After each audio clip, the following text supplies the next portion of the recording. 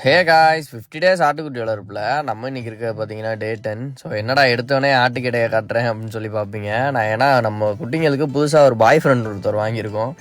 So 2 குட்டியும் பொட்டை குட்டியாக அலையிறதுக்கு பதிலாக ஒரு கிடா குட்டி ஒன்று எடுப்போம் அப்படின்னு சொல்லிட்டு போனோம். அதுக்கேற்ற மாதிரி நம்மளுக்கு ஏற்ற மாதிரியே அமைஞ்சிருச்சு.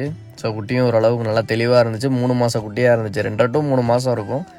ஸோ அவரையும் வாங்கிட்டு வந்துட்டு நேராக கட்டுத்தரில் விட்டுட்டு அடுத்த குட்டிங்க எல்லாத்துக்குமே தீனி வைக்க ஆரம்பிச்சாச்சு.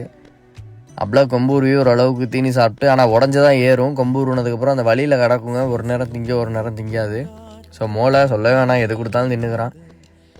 ஸோ அதே மாதிரி இவங்களுக்கு ஒரு நேரம் மால்ட்டு ஒரு நேரம் பால் அப்படி தான் போட்டுட்ருக்கேன். ஸோ பாய் ஃப்ரெண்டை பார்த்தோன்னா 2 பேருக்கு சந்தோஷமாயிருச்சு. 3 பேரும் ஒன்றாவே சுற்றுறாங்க, ஒன்றாவே போகிறாங்க.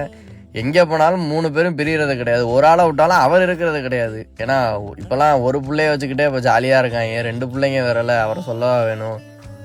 ஸோ அந்த புதுசில் ஓட்டத்துக்கும் இப்போ படுத்துருக்கிறதுக்கும் எவ்வளோ டிஃப்ரெண்ட் இருக்குது பார்த்தீங்களா. ஏன்னா அதுதான் இந்த பால் குட்டிங்களில் உள்ள ஒரு பெரிய விஷயம் அதுதான். ஏன்னா பால் டப்பா போட்டதுக்கப்புறம் என்ன ஆகும்னா, குட்டிங்க நம்மளே முழுசாக நம்ப ஆரம்பிச்சிரும். பின்னாடி அலையிறது, நம்ம கூட படுத்துக்க தூங்குறது, அந்த மாதிரிலாம் நிறையா பேர்லாம் வீட்டுக்குள்ளே என்கிட்ட ஏகப்பட்ட குட்டிங்க என் வீட்டில் பெட்லலாம் என் கூட படுத்துருக்குங்க.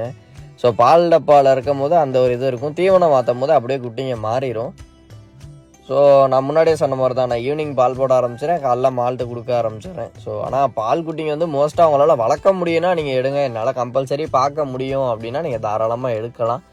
ஏன்னா இந்த மாதிரி சின்ன சின்ன விஷயத்துக்கெலாம் ஆசைப்படுவாங்க நிறையா பேர். பின்னாடியே வரணும், என் கூட ஓடி வரணும் ப்ரோ, என்கிட்டலாம் நிறையா பேர் அது மாதிரி கேட்டிருக்கேன். எல்லா குட்டியுமே பழகும். இருந்தாலும் பால் குட்டிங்க நம்மளோட ரொம்ப அட்டாச் ஆகும்.